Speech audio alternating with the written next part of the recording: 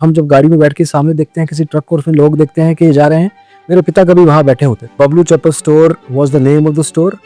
बबलू नाम मेरा है, घर पे आज बबलू ही बोलते हैं। इन्फोसिस में जैसे ही जॉब लगा मेरा, आई वॉज हैप्पी। इन्फोसिस का जॉब था चंडीगढ़। मेरे साथ मेरे घर वाले भी बहुत खुश कि लड़का चंडीगढ़ जा रहा है। आई प्लान टू फाइनलाइज कि मैं जा रहा हूँ शंघाई लोन ले, क्योंकि पैसा था नहीं मेरे पास इतना। अभी तक स्टॉक मार्केट मेरी जिंदगी में थी नहीं, मतलब इससे पहले इन्वेस्टिंग वर्ड नहीं था मेरी जिंदगी। एक दिन मुझे मेरे बॉस कहते हैं कि असीम बात करनी। वो मुझे कह रहे थे Aseem you are fired. I am happy they fired me. I was literally sitting at home, my wife was working. मैं घर पे बैठा था, अनएम्प्लॉयड इंसान। 35 लाख का लोन है मेरे सिर पे, and I still took that risk.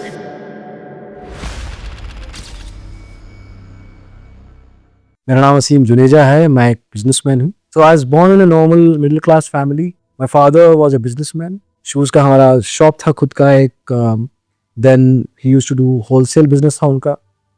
Bablu Chappal store was the name of the store. Bablu नाम मेरा है, घर पे आज बबलू ही बोलते हैं। मेरा जन्म हुआ था अबोहर नाम का एक शहर है। अबोहर पंजाब का एक हिस्सा है, पंजाब के आउटस्कर्ट्स में है। एक तरफ राजस्थान का बॉर्डर लगता है, एक तरफ पाकिस्तान का। राजस्थान 45 किलोमीटर दूर है, पाकिस्तान 12 किलोमीटर दूर है।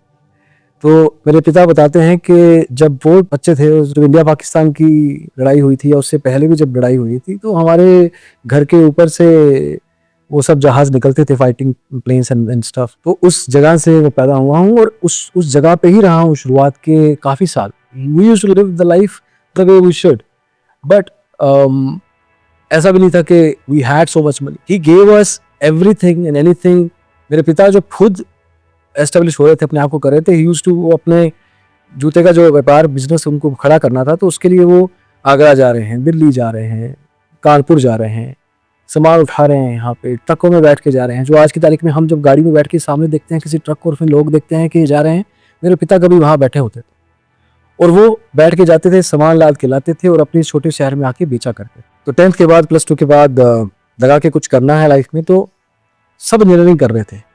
तो उस समय हम भी भेड़ चाल का हिस्सा बन गए। मैंने भी इंजीनियरिंग इसलिए की क्योंकि बाकी सब कर रहे थे, क्योंकि इसमें कुछ फ्यूचर है। अब पता लगा कि यार नौकरी नाम की कुछ चीज होती है, इसलिए तो इंजीनियरिंग की थी। ये रियलाइजेशन आनी शुरू हुई। नौकरी के लिए कंपनीज आई कॉलेज में। हमारा छोटा सा कॉलेज होता था इंजीनियरिंग का, पंजाब का भाई Maha Singh college of engineering. Call centre के कुछ इंटरव्यूज हमारे हुए, तब पता नहीं था कि कॉल सेंटर एक अच्छी जगह नहीं होती है करियर बनाने के लिए। एक अलग यूनिवर्सिटी में जॉब प्लेसमेंट चल रहा था, we went there, a lot of people went there. शायद पंजाब टेक्निकल यूनिवर्सिटी के सारे स्टूडेंट्स आ गए थे, 10,000।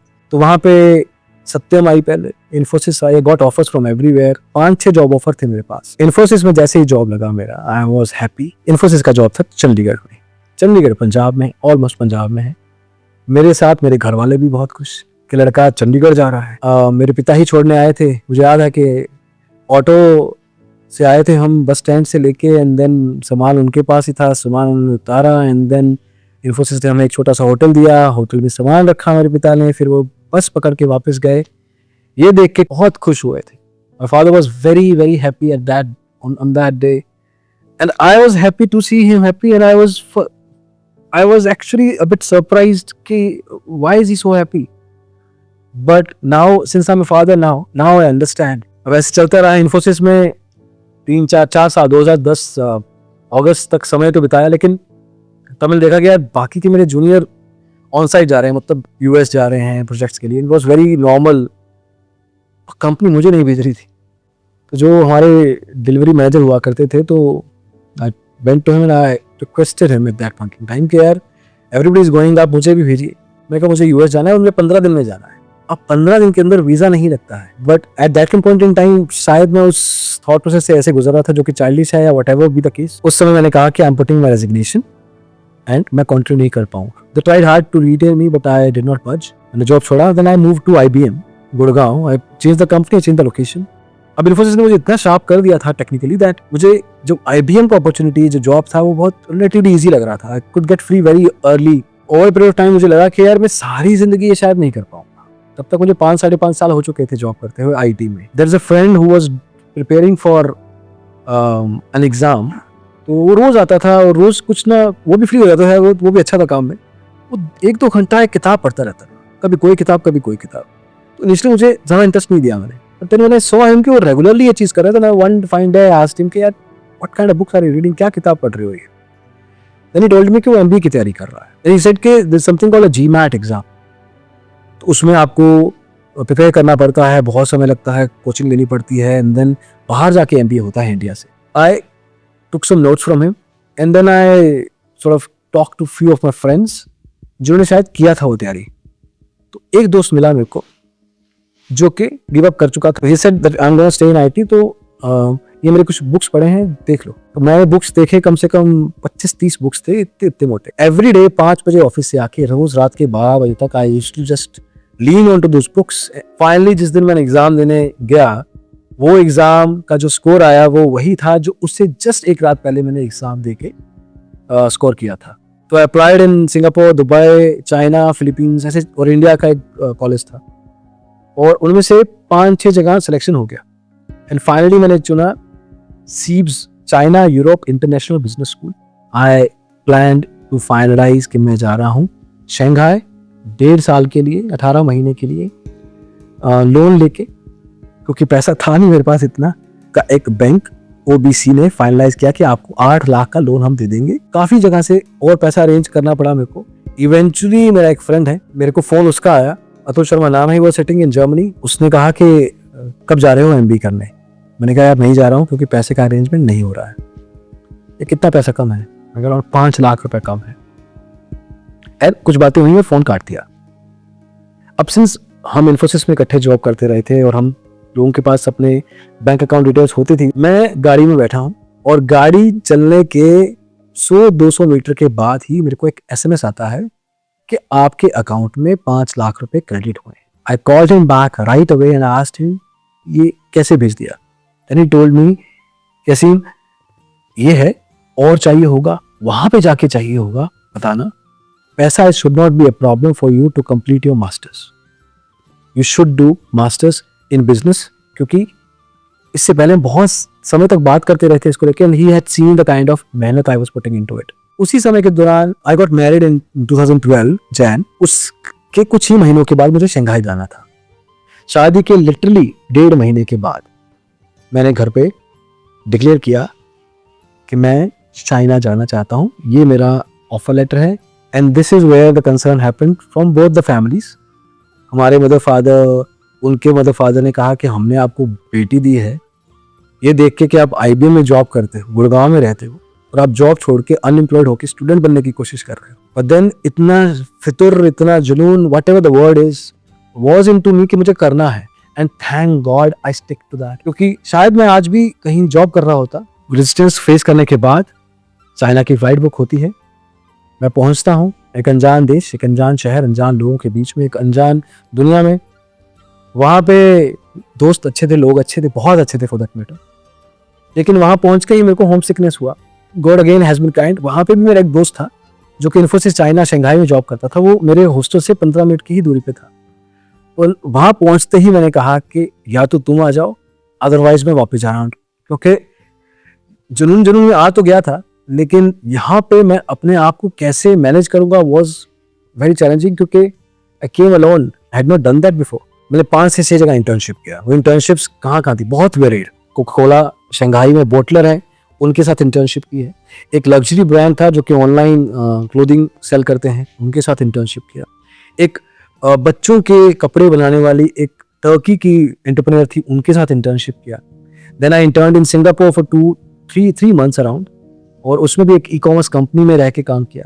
Now I is getting more sure about the industry I want to get into, and more in the space कि मेरे को अपना ही entrepreneurship में स्पेस में कुछ करना है, जॉब मैं नहीं करूंगा। इतना स्ट्रॉन्ग था वो थॉट प्रोसेस कि जब मेरा एमबीए कंप्लीट हुआ तो इवेंचुअली जॉब प्लेसमेंट के लिए जो कंपनीज आती हैं तो जॉब फेयर लगता है, वहां भी लगा।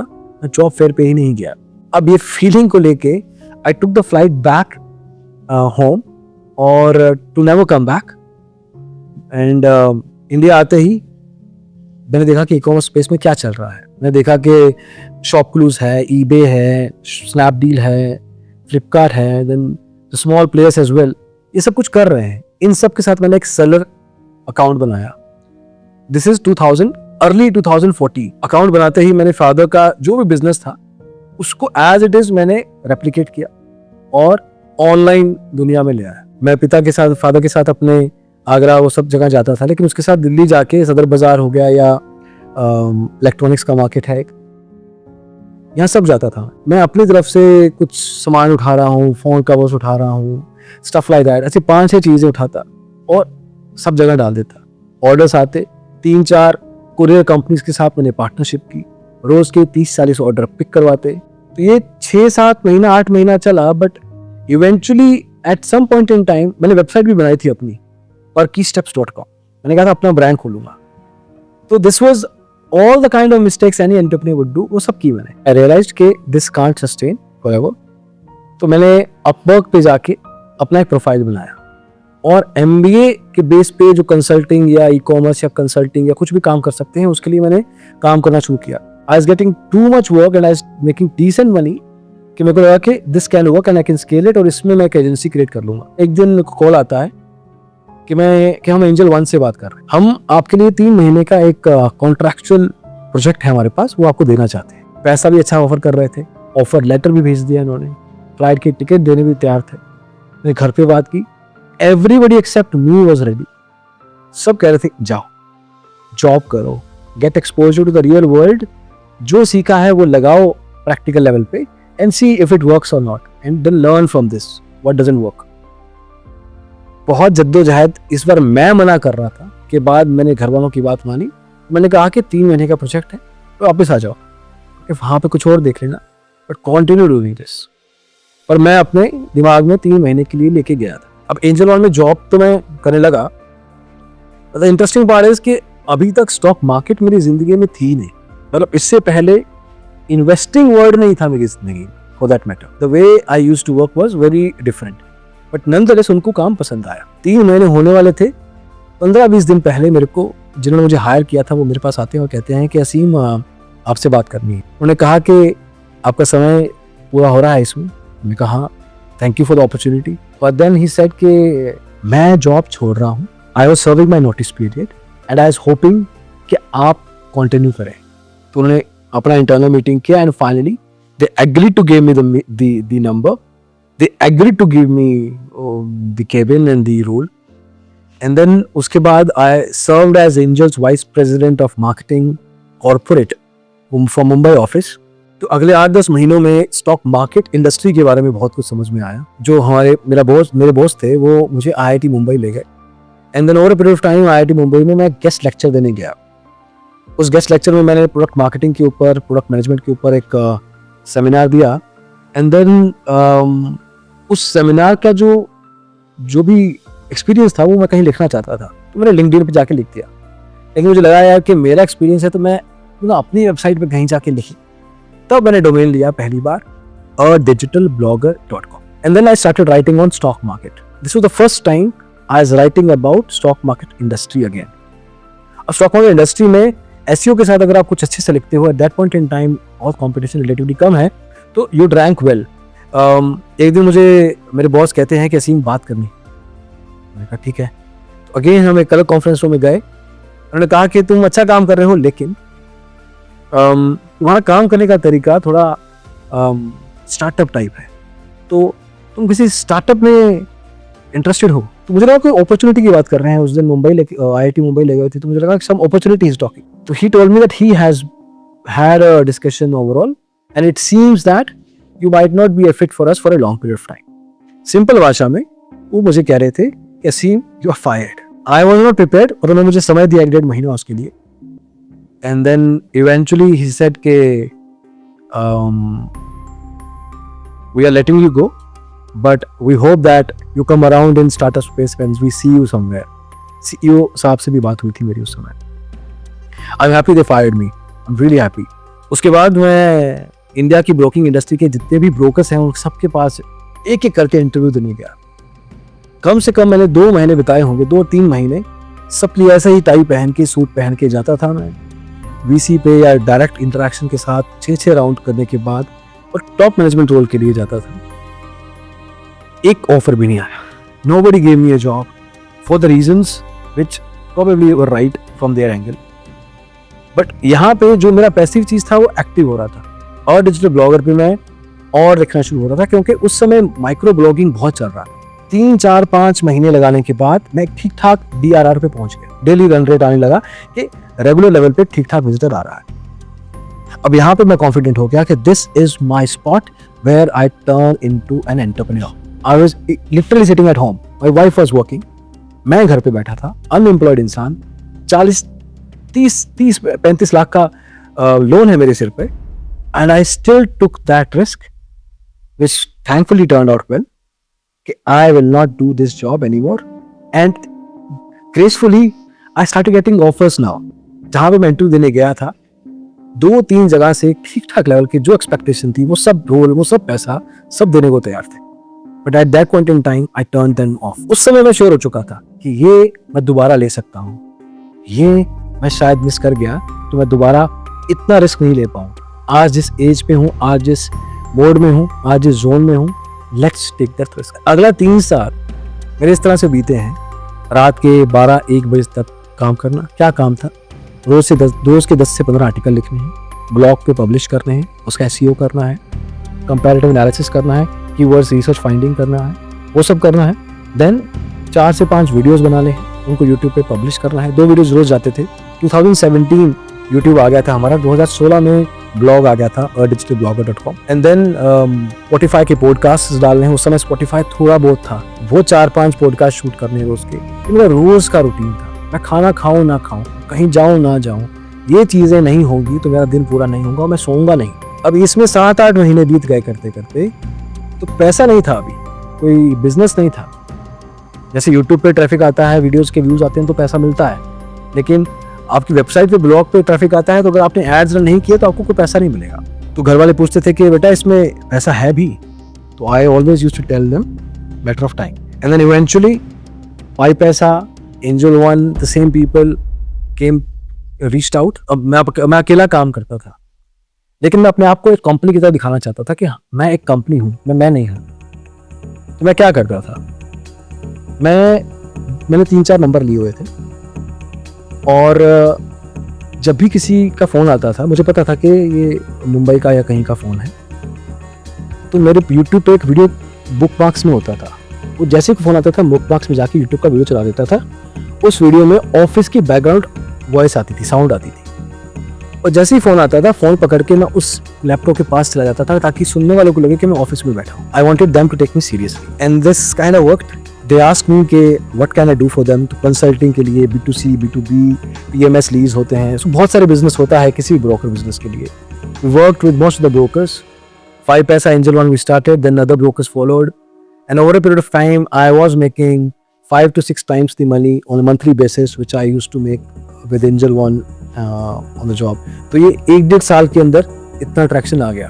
तो 2016 से 2019 मुंबई के बाद 2019 में I decided कि I should move to a place closer to my home, which was always the case। हालांकि मैं अब तक बहुत सारे शहरों में रह चुका था, बट वापस इवेंचुअली शायद यहीं आना था। तो 19 में I planned, I came, and then अब मुझे था कि अब सच में टीम बनानी है। तो I went to co-working place, और वहाँ पे उनको बिठाया। कई लोग शुरू में रुकते थे, कोई रुकता नहीं था, देखता था कि ये तो अकेले ही बैठे हैं और कोई है नहीं। तो ये 2-3 महीना अजीब बीता, लेकिन धीरे धीरे टीम बनना शुरू हुई। हमने एक 5 सीटर ऑफिस लिया, 5 सीटर को हमने 4 महीने में छोड़ दिया। Then we move to 10 seater, 10 seater से 30 सीटर, 30 सीटर से 60। Today we are sitting in 100 seater office. 2019 में started stock Pathshala which is into education space. पहले ये वेबसाइट के तौर पे शुरू हुआ था, फिर हमने एक ऐप बनाया। This is majorly today is positioned as the app जो कि आपको वेरीफाइड P&L ट्रेडर्स जो होते हैं, जिनका प्रॉफिट चल रहा है उस सेगमेंट में, जिस सेगमेंट में वो आपको पढ़ा रहे हैं लेटेस्ट टाइम में, वही आपको पढ़ा सकते हैं। उसके अलावा NISM certification we check, and some of the teachers that we have are SEBI registered RAs and IAs। The next plan that we have is कि जो आप आज भी कर सकते हैं कुछ हद तक, कि आप रीच आउट कीजिए थ्रू asimjuneja.in। आपके पास आसपास कोई स्कैम, कुछ भी तरह का ऐसा अल्योरेंस चल रहा है जो आपको लगता है कि जेन्युइन नहीं लगता है, you can report to us, and over a period of time we plan to build a repository for every citizen of the country, जिसके बेस पे in a sense this is coming from me but it is reaching out to the whole world out there, कि उनको भनक लग जाएगी कि इस इंसान पे या इस कंपनी पे या इस एंटिटी पे या इस प्लेटफॉर्म पे विश्वास करना है या नहीं। in the last 2 months itself, we've been able to cut out 7 to 8 big million traffic, monthly traffic kind of websites जो कि scam कर रहे थे, just based on this model only, because some people reported to us with what YouTube के अलावा हम blogging भी करते हैं आज भी asimjunaid.in पे. उन blogs के through हमने उनको review किया, and those people changed their domain, moved to something else, and we reported again, and then eventually today they are out of business. That is how the difference gets created. By just 2-3 lines of yours, that small input can actually do a lot for people out there. This is how, इसी से हम शुरू हुए थे, इतना contribution करके आप भी अपना तरह इनपुट दे सकते हैं. अगर आप ऐसी और कहानियां देखना चाहते हैं जो ना सिर्फ आपको एक बेहतर ट्रेडर बनाए बल्कि आपके माइंडसेट को भी इंप्रूव करें और अकेले नहीं अपने परिवार वालों के साथ देख पाएं, तो हमारे इस चैनल को सब्सक्राइब करना ना भूलें और जल्दी मिलते हैं एक और नए एपिसोड के साथ.